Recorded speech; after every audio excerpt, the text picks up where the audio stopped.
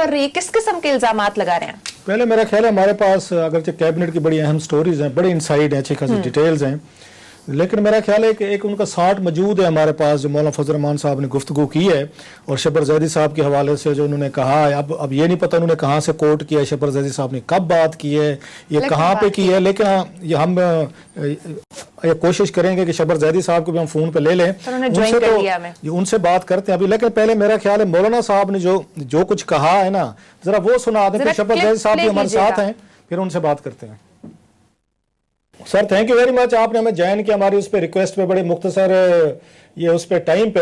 आपने सुन लिया होगा कि मौलाना फजल रहमान साहब ने आज प्रेस कॉन्फ्रेंस करते हुए उन्होंने कोई आपके बारे में या आपके हवाले से कहा कि इमरान खान साहब जो हैं, तो मुझे उन्होंने रोका था कुछ लोगों के खिलाफ इन्वेस्टिगेशन करने से या एक्शन लेने से, और ये कहते थे ये क्योंकि मेरे डोनर्स हैं, फंड करते हैं, लिहाजा इन पे एक्शन न लिया जाए। आपने इनको कुछ नहीं कहना। आपने कोई इस तरह के इतराफात, इस तरह की बातें की हैं कभी किसी टीवी पे या किसी को इंटरव्यू में या कभी ट्वीट में? देखिए मेरी रूप साहब बहुत मेहरबानी, आपने मुझे लाइन पे लिया। देखिए पहली बात तो ये है कि मैंने 30 जनवरी को बिहार छोड़ा था, उसके बाद मैं कभी भी मीडिया पे नहीं आया क्योंकि मेरी तबीयत ठीक नहीं थी और मैं अपनी प्राइवेट प्रैक्टिस में काम कर रहा हूँ। मगर मैंने कोई 3-4-5 दिन पहले एक व्हाट्सएप पे मैसेज एक्सचेंज किया था जिसमें मैंने ये कहा था कि एमएनएस की जो वेल्थ है वो उनकी मुझे समझ नहीं आती कि उनकी टैक्स लायबिलिटी से कैसे रिकंसाइल होती है। और मैंने ये भी कहा था कि ये जो मेरी जाती टैक्स है मैंने जो दिया है और उसमें मेरे पास कोई दौलत नहीं है, मगर ये एमएनए दौलत है, ये टैक्स से रिकंसाइल क्यों नहीं होती। और ये सारी माजी में सारी स्टेट की स्पॉन्सर्ड करप्शन के साथ ये वाबस्ता रहे हैं और उसकी वजह से ये आज ये पोजीशन है। और इसका तरीका ये है कि हमें इस सब चीजों को अब कोई कमेटी और थिंक टैंक नहीं बनाना बल्कि तमाम मामलात को सामने लाना चाहिए। और सबसे बेहतर तरीका जो किसी मुल्क को करप्शन खत्म करने का है वो ये है कि तमाम मैंने इसकी वेल्थ स्टेटमेंट को सामने लाएं और उनसे पूछें कि ये इनकी सोर्स क्या है। आप कह रहे हैं मेरे पास, कोई कह रहा है मेरे पास 4 अरब है, कोई कह रहा है मेरे पास 20 अरब है, कोई कह रहा है 30 अरब है। ये बताएं कि ये इसकी जो आपके पास 20 अरब है ये कहाँ से आया। मैं ये भी बता दूं आपको कि अब नया कानून है जिसपे ये लिखा हुआ है कि अगर कोई बंदा एग्रीकल्चर इनकम क्रेडिट क्लेम करता है तो उसको एग्रीकल्चर इनकम से रिकंसाइल करना पड़ेगा। तो मैं अब ये सारी बातें ये कहने की, और मैं इमरान खान साहब के जो मौलाना साहब ने की है ये तमाम बातें टोटली 102% गलत हैं।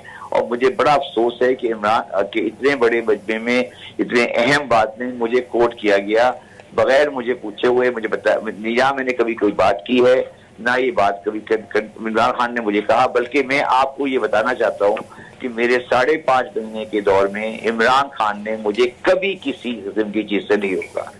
और मैं ये बताना चाहता हूँ कि मैं इमरान खान का दोस्त जरूर था, मगर जानने वाला जरूर था, मगर मैं अब उसका सपोर्टर बन गया हूँ उनकी किरदार को देख के जो मैंने 5 महीने उनके साथ गुजारा है।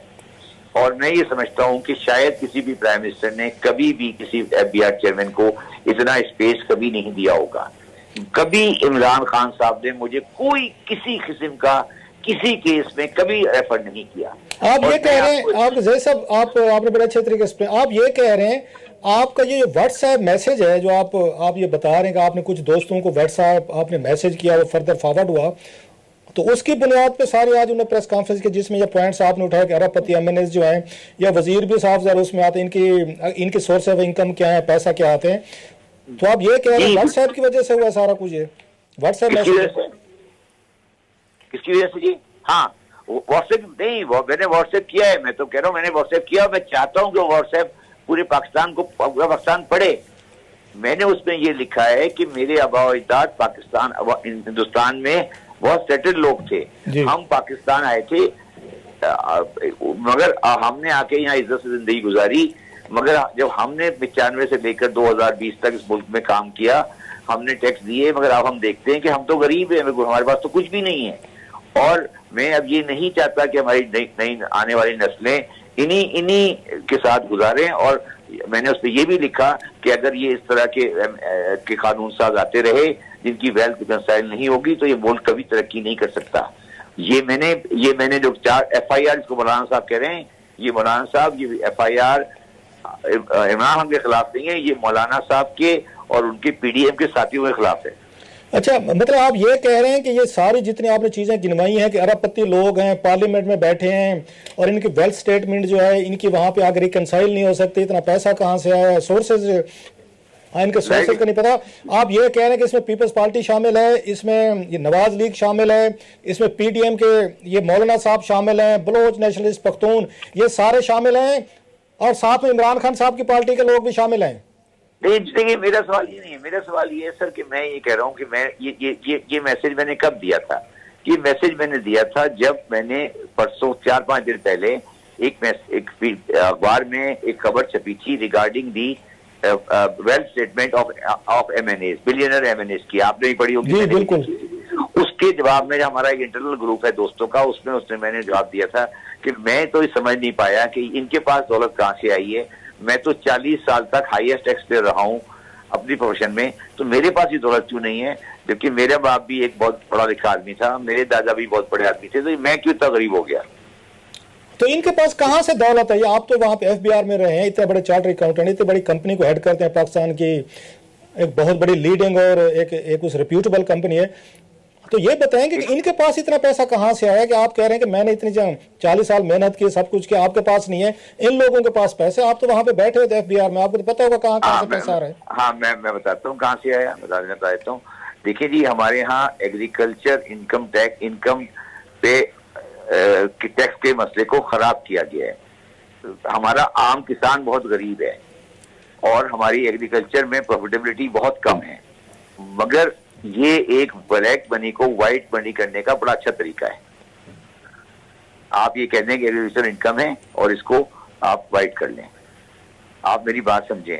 अब एक कानून है जो ये कहता है कि अगर आप कहते हैं कि एग्रीकल्चर मेरी इनकम 1000 रुपए है, तो आपको दिखाना पड़ेगा कि आपने प्रोविंशियल एग्रीकल्चर इनकम टैक्स कितना दिया। ठीक है, समझे ना क्या कर रहा हूं? अच्छा, अगर आप रिकंसाइल करेंगे तो मेरा सवाल है पाकिस्तान के सारे एग्रीकल्चर MNA को उठा लें, उनसे पूछ लें कि उनकी रिकंसाइल होती है तो मैं ये प्रोफेशन छोड़ दूंगा, अगर नहीं होती तो मैं। आप ये कह रहे हैं कि ये जो शहरों के MNAs हैं, कराची हो, लाहौर हो, इस्लामाबाद हो, पेशावर, क्वेटा, अर्बन सिटीज, फैसलाबाद, आप ये कह रहे हैं ये बड़े ईमानदार हैं, ये ईमानदार हैं और इनकी रिकंसाइल हो जाती है दौलत। मैं ये नहीं कह रहा, नहीं सर, उसमें रूरल एरिया से आ रहे हैं, उनकी नहीं हो पा रही। ये अगर मैं ठीक समझूं, बात सुन लो ना, बात सुन लो जी सर, बात सुन लो पूरी। ये तो हो गए एग्रीकल्चर वाले, ठीक है। जो शहरों में आ रहे हैं उनमें से 80% का कारोबार रियल एस्टेट होगा। अच्छा, चेक कर लीजिए, कोई कंस्ट्रक्शन कंपनी होगी, कोई रियल एस्टेट का काम करता होगा। और जब मैं चेयरमैन FBR बन के आया था, मैंने रियल एस्टेट सेक्टर में प्राइस को बढ़ा दिया था, जिससे पूरी रियल एस्टेट सेक्टर परेशान हुई थी, मगर इमरान खान ने मुझे सपोर्ट किया। इमरान खान ने, अगर आपको याद हो, रियल एस्टेट सेक्टर में मैंने क्या किया था, आपको पता है, आपको याद होगा। तो जो रियल एस्टेट जो आपके जितने MNAs हैं, MPs हैं, अक्सर हर एक की बात नहीं कर रहा, मैं बड़ी तादाद की बात कर रहा हूँ, उनका कारोबार पूछेंगे क्या है, क्या कोई फैक्ट्री है, कोई डायरेक्टर है कहीं पर, कितने लोग हैं, बताएं उनका कारोबार क्या है। वो कारोबार करते हैं पोल्ट्री का, वो कारोबार करते हैं चीनी का, वो कारोबार करते हैं रियल एस्टेट का, वो कारोबार करते हैं सरिये का, वो कारोबार करते हैं मिडल मैन का, वो कारोबार करते हैं सुत्तर का। तो इसमें से मैंने आपको गिराई है सारी चीजें, इनमें से एक भी कारोबार अगर डॉक्यूमेंटेड है तो मुझे बता दें। जी जैदी साहब, देखिए कलासरा साहब, मैं ज्यादा बोलना नहीं चाहता, अगर मैं बोल पड़ा तो पाकिस्तान